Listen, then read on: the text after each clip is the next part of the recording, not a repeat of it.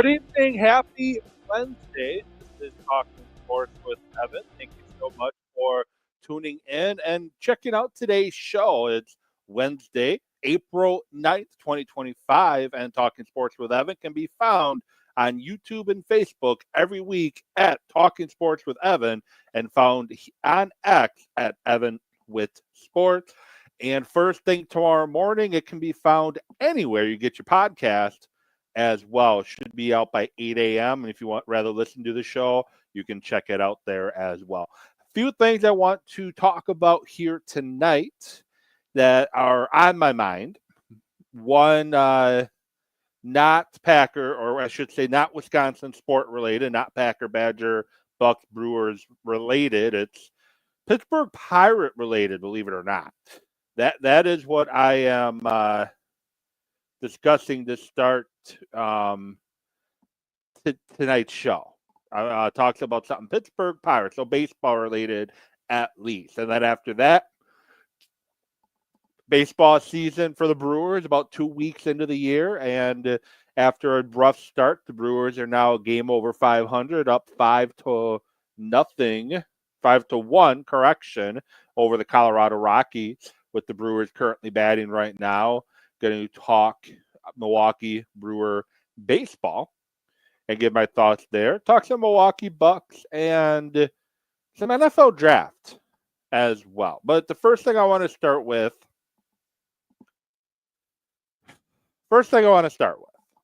Pittsburgh Pirates, believe it or not. And you're probably wondering, what could I be talking about with the Pittsburgh Pirates right now? A couple things. And they've had a bad week in public relations. The Pittsburgh Pirates have had a bad week in public relations. First of all, they had Roberto Clemente honored on the right field wall, his number and initials on the right field wall, right by the foul pole. That was removed, and an advertisement was put up.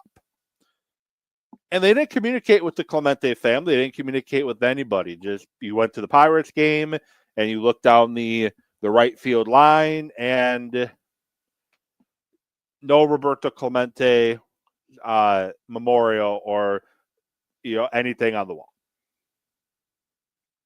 And I understand how the economics of baseball works. There's a reason why, if you ever listen to a Brewer game on the radio, the strikeouts are sponsored, the walks are sponsored, the stolen base is sponsored, the doubles, the home runs, they're all sponsored. The third inning, the sixth inning, Woodman's home run inning, they're all sponsored, every single inning. And they put advertisement all over the baseball facilities as well. If you go up to Milwaukee, for those that are Brewer fans, walk around American Family Field, formerly Miller Park. I think you're getting my point there. You walk around the baseball stadium, you're going to see plastered signs and everything all over there advertising. You go to Lambeau Field, you go to Pfizer Forum, you go to any sports facility out there, even high school, you're going to see sponsorships out there. And I get it. You got to sell sponsors to help pay your bills. That's just how the world of sports are. Sports marketing is a huge thing. I have a bachelor's and a master's degree in sports management, so I understand how the economics of sports work. But it's just a slap in the face to an icon of the sport of baseball, Roberto Clemente, who died in a plane crash trying to help people of his home country because of I think there was a hurricane or earthquake in his home country, and he was trying to fly supplies down there to help, and the plane crashed, and one of the best players in baseball history, outfielders, died on that plane crash. That was the first thing that happened this week for the Pirates. The Pirates had bricks around their stadium as well. Bricks that people can buy to honor family members that have died, Pirate fans in their life, buy a brick with my name on it, like randomly put out there. The Pirates had bricks. The bricks were found dumped at a recycling facility per CBS News. Removed buccal bricks from Pittsburgh's PNC Park found dumped at recycling facility. Strike two on the marketing piece on the bad PR of the Pirates. And you're going to make improvements. You're going to make repairs. You're going to make decisions to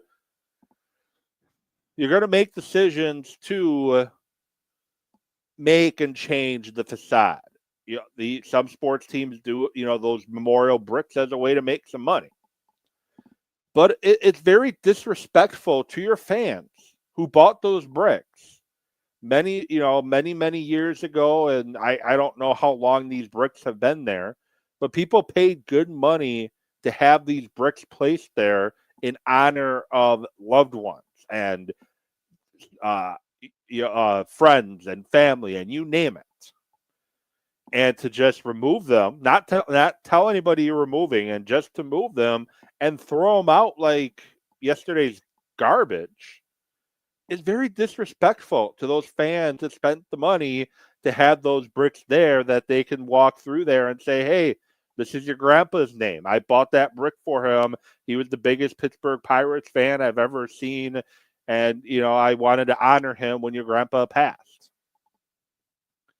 Again, it's just disrespectful.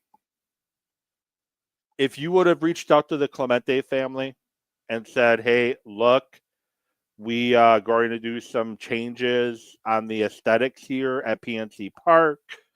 Just want to give you the heads up. We will relocate it somewhere else, but we just need that spot on the wall for advertising. Maybe they would have been a little more understanding, and maybe they would have got it. I don't know. I'm not a member of the Clemente family. How hard would it have been to publish a press release, to put an article in the paper, to make an announcement on the radio, have your announcers make the announcement during spring training? Because it's not like they just went there yesterday and pulled them all out and threw it. It's a project that they had done and had planned for a while. Maybe put out there, hey, Pittsburgh Pirate fans, we are temporarily, and MLB.com had an article from 5 hours ago saying that the bricks temporarily removed will return in the near future. They paved the sidewalks just outside PNC Park, will be returning in a more prominent display in the near future. That is according to MLB.com. The news came from a report from KDKA, a local TV station in Pittsburgh, that found the bricks at a recycling plant in nearby Reavers Township. Renovations were done to the entrance outside PNC Park's home gate this offseason, and the bricks were temporarily removed. This is the third time the bricks have been removed due to wear and tear. The Bucko Brick program, launched in 1999, allowed fans to purchase personalized bricks that were placed on the main terrace of PNC Park, with proceeds going to the Roberto Clemente Foundation. They've twice now kind of, slapped in the face to the Roberto Clemente family.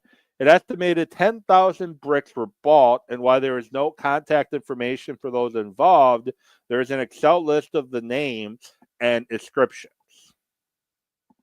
What quote Senior Vice President of Communications and Broadcasting put out a statement. When we laid these bricks outside PNC Park near 25 years ago, we invited our fans to join us in building our future on the North Shore together. So they removed the bricks, throw them away, found in a recycling plant, and now after they get called out for the stupidity, now they're saying, well, they were just removed temporarily. If they were temporarily removed and they're going to be returning in the near future, why were they thrown in a recycling plant?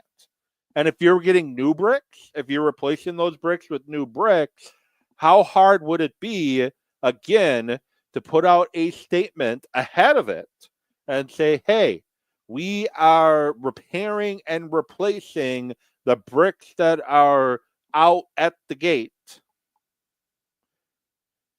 If you purchased a brick and you would want your brick, you're welcome to come pick up your brick, as we are replacing it with a new brick that's that's going to be there with the same description. It isn't that hard to do. Put it on X, put it on Instagram, put it on Facebook, send out an email blast, put it out in the newspaper, whatever. There's ways you can alert the public that, hey, this is going on, instead of just people being surprised that, wait, what happened now? So that's the first thing I wanted to discuss here tonight. The lack of marketing, lack of PR that the Pittsburgh Pirates have had pretty much this week. And I'm not a Pittsburgh Pirate guy. I'm not from Pittsburgh. I'm not a Pirate fan. I'm not a Penguin fan. I'm not a Steeler fan. But I saw this about starting with Roberto Clemente, which I think the patch is back now, I believe. Starting with that, and now with the bricks, it's just baffling why your public relations people would allow this to happen. Like, all the bad publicity, all the bad PR could have been avoided if you just get in front of it and communicate with people, instead of a television station reporter finding the bricks at a local recycling facility. Just my thought there. And it's probably the only time, except when the Brewers play the Pirates, I'm ever going to talk about the Pirates. They have a great pitcher, by the way, in Paul Skeens, one of the best pitchers, young pitchers out there. Got knocked around a little bit during his last start, but still a very talented pitcher that is looking like he's going to be the real deal moving forward. But sticking to baseball, again, this is Talking Sports with Evan on YouTube, Facebook. Talking Sports with Evan is the name of the page and the channel. And on X is at Evan with Sports. Go live every week, talking a wide range of typically Wisconsin sports topics. But as you saw here, I needed to talk about the Pittsburgh Pirates a little bit, as it was kind of frustrating to see how bad their public relations have been over the course of the last week. Now, moving to the Milwaukee Brewers. Milwaukee Brewers currently leading, now 5-2. The Pirates just scored on a RBI single, but the Brewers are up in the bottom of the fourth inning, 5-2. And I remember after the Yankees series is over, wow, this pitching could get ugly. I remember after game one of opening day against Kansas City, I was there for the home opener for the Brewers. 11 runs allowed against the Royals. Wow, this pitching isn't good. It's going to be a problem. 0-4 to start the year, and one of the worst starts probably ever a team has had through 4 games, especially for the Brewers. Probably the worst start the Brewers have ever had in a 4-game stretch, giving up 20 runs, giving up 10 runs, giving up 11 runs, giving up 15 home runs against the Yankees over a 3-game stretch. And the Brewers have bounced back nicely. Like I said, they're up 5-2 right now in the bottom of the fourth. The Brewers have bounced back very nicely to now be a game over 500 after beating the Rockies yesterday, beating the Rockies so far today. The Brewers now sit at 6-5, a game behind the Chicago Cubs in the National League Central, and they are 6-4 in their last 10.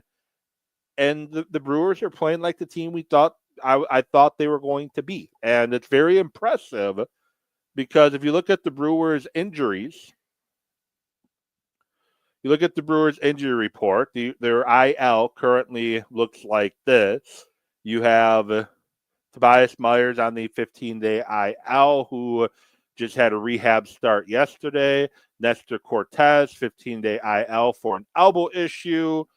You have Brandon Woodruff, who is still coming back from a shoulder surgery from 2023. You have Aaron Ashby, who's on the 15-day IL for an oblique injury in spring training. DL Hall, who's tentatively scheduled to throw a bullpen session on April 15th. He's dealing with the lat issue. Aaron Savelli dealing with a hamstring issue, scheduled to throw a bullpen this coming Saturday. You have JB Baracus, who had surgery on an injured right leg and is going to be out for the season, 9 to 10 months. Robert Gasser, however you say his name, still coming back from Tommy John surgery. And then position players, you have Blake Perkins, who is coming back, who's currently on the 10-day IL due to a fractured shin. So injuries-wise, the Brewers have been a mash unit, especially in the pitching spot. But I got to tip my hat to the Brewers figuring out ways to get it done. Freddie Peralta is currently 1-1. He has a no decision in there. The last two starts have been great. Giving up 4 earned runs total, 3 home runs, 2 on opening day, and his WHIP is .72. His ERA is down to 2.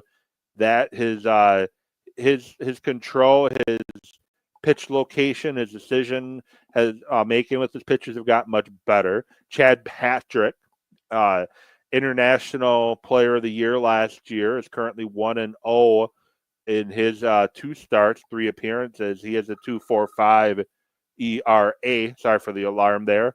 The bullpen is pitching pretty decent overall. Tyler Alexander had a 2 ERA coming into today. Aribe's pitched really well. The Brewers are finding ways to get it done over, as I said, they are 6-4 over their last 10 games.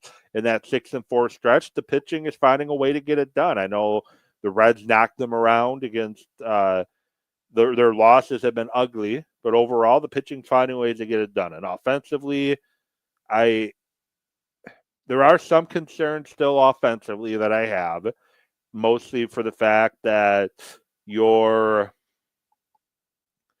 big bats, your Christian Yelich, your William Contreras Contreras does have a home run today, but he's currently coming into today a 143 average with a 286 on base, 229 slugging, a 514 OPS, and a WAR of 0.1. And Christian Yelich, negative 0.1. And then Christian Yelich is 139 average, a 279 on base, 306 slugging, a 585 OPS. And I was right about Contreras. Yelich is the minus .0 run. The positives with the Brewers is Eric Haas has an OPS of 1.089. You have Bowers, 1.065. Jackson Chirio and 933. Sal Frelick at 907. Bryce Terang 886. So the Brewers are having some guys that are doing a pretty good job. Sal Frelick's batting 375 on the year. Terang 318. Jackson Chirio 308. That is all coming into tonight's game. Terang's out at 326. Chirio 314. Frelick 357. Frelick 0 for 2 on the day. I'm very happy with the young guns for the Brewers. Your Chirio, your Terang, your Frelick. But they got, and then Mitchell's at 269 with the 713 OPS. The guys I'm very concerned with right now in the Brewers offensive side, and they're going to get it going. Contreras right now is 1 for 2 on the day with a home run and 2 RBIs. He's going to figure it out. Christian Yelich is going to figure it out. So I'm not overly worried, but that's where I'm a little concerned with. And the other thing I'm concerned with is Joey Ortiz. He did just get a base hit in the game today, but he is currently batting 190 now after his base hit. Joey Ortiz is the one I'm a little bit more worried about because he doesn't have a track record. Rhys Hoskins struggled to hit the baseball at times last year. He's currently at 179 with a 503 OPS. Those are the guys I'm more worried about. Eventually, your young guys like Terang, your Frelick, your Jackson Cheerio are going to come down a little bit after their hot start, but we need Contreras, Yelich, Hoskins to be there to keep things going in the direction. And Jackson Cheerio, 21 years old, he's making it look so easy. His first game of the season, 0 for 5 with 5 strikeouts. He's gotten a base hit in every game since. Bryce Terang, another base hit today. He has a hitting streak now. Got to do my math. 12-game hitting streak now. 15-game hitting streak dating back to last season. Tip my hat to Bryce Terang. I'm very impressed with what I'm seeing from him.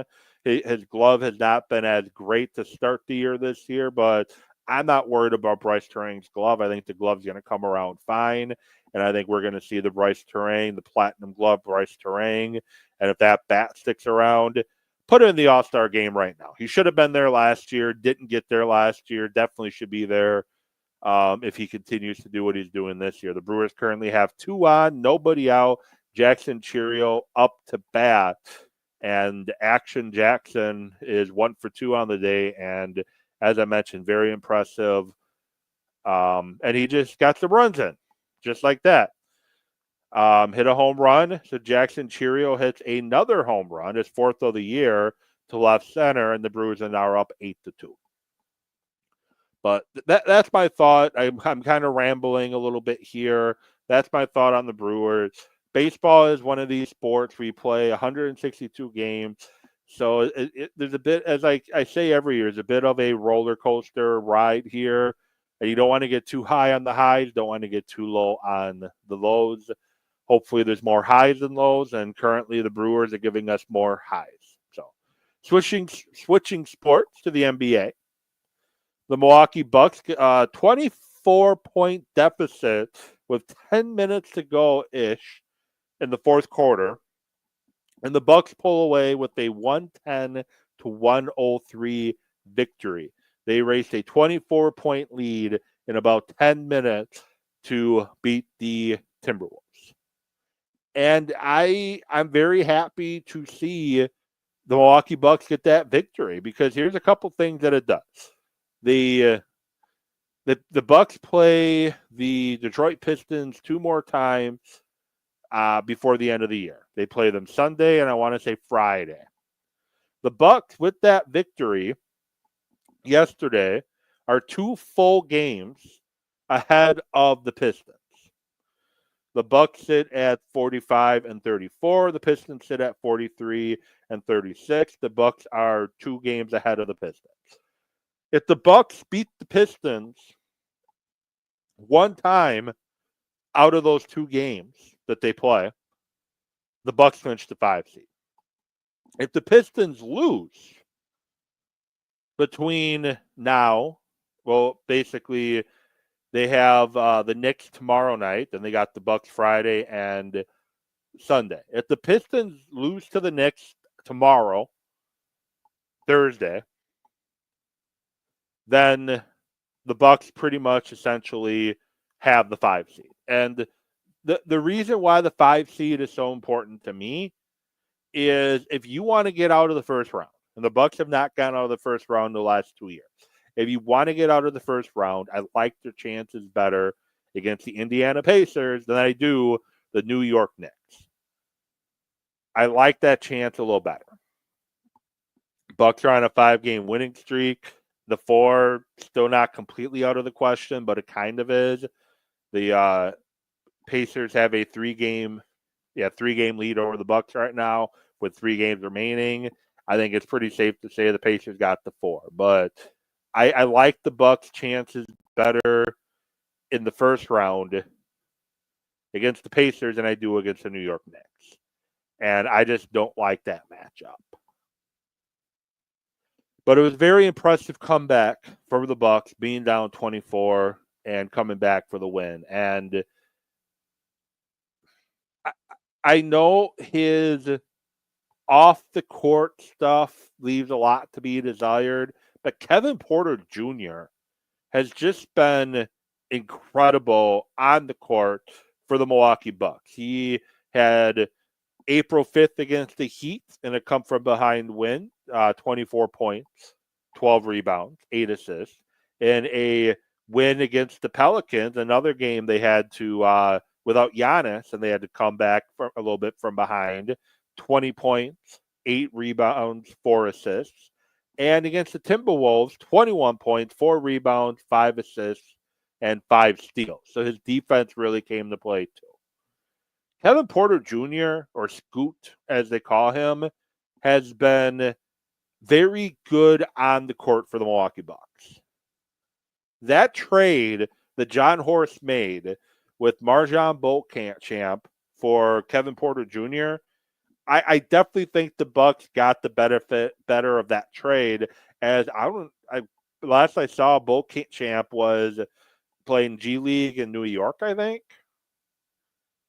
I know the Kyle Kuzma, you haven't gotten the return on Kyle Kuzma that you were hoping for when you traded Middleton.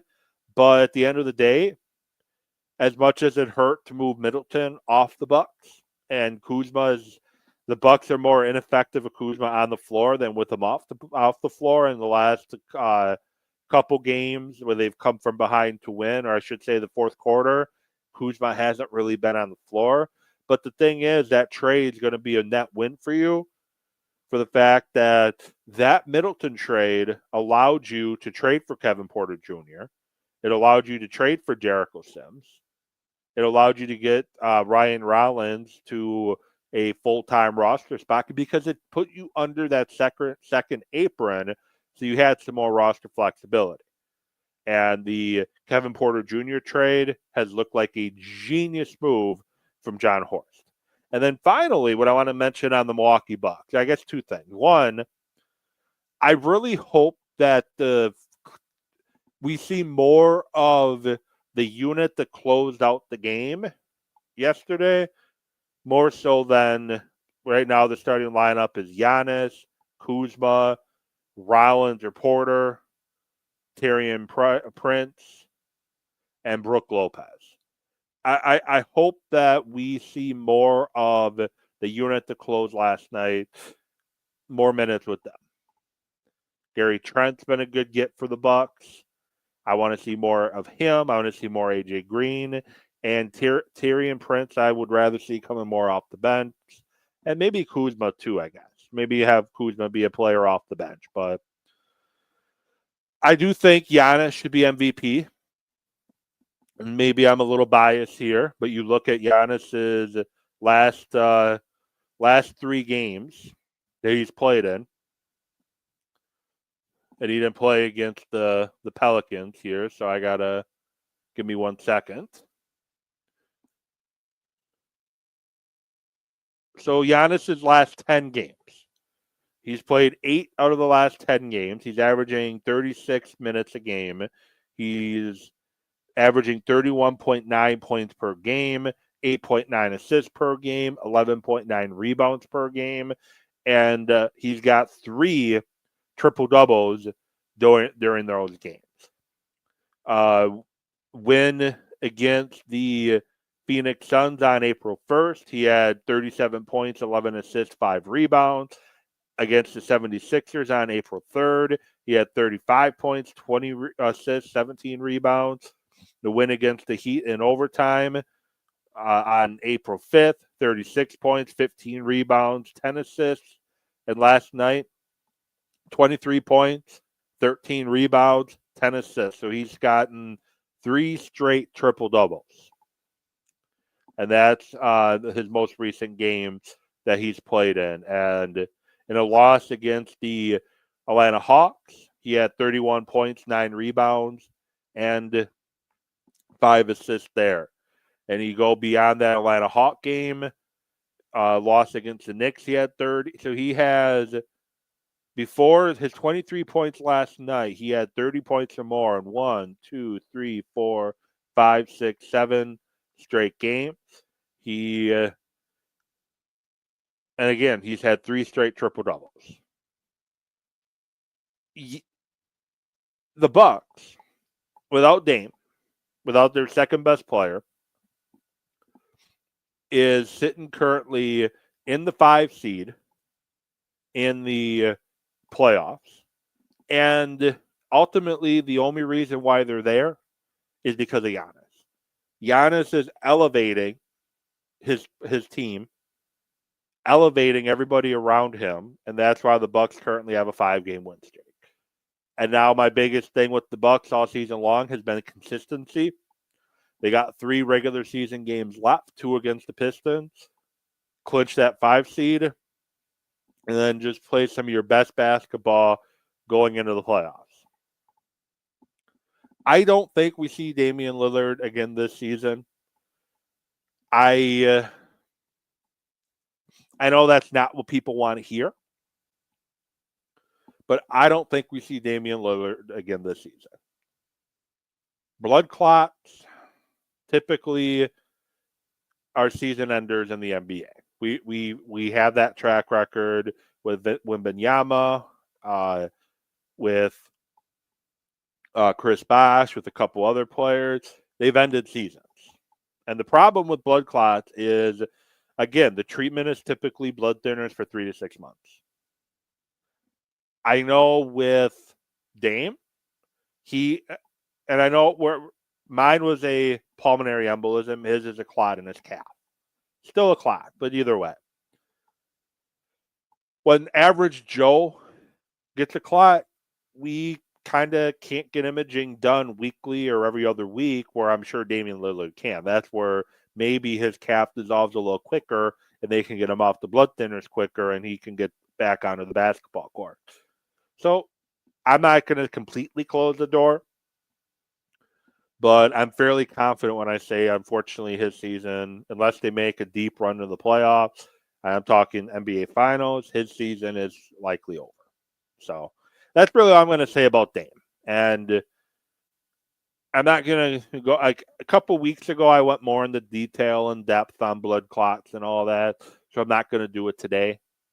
But with that said, appreciate you all watching. Appreciate you all enjoying tonight's show.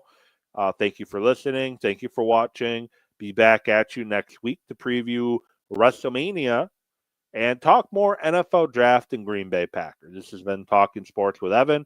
Hope you enjoy the rest of your night. Enjoy the rest of your week. I will be back at you next week.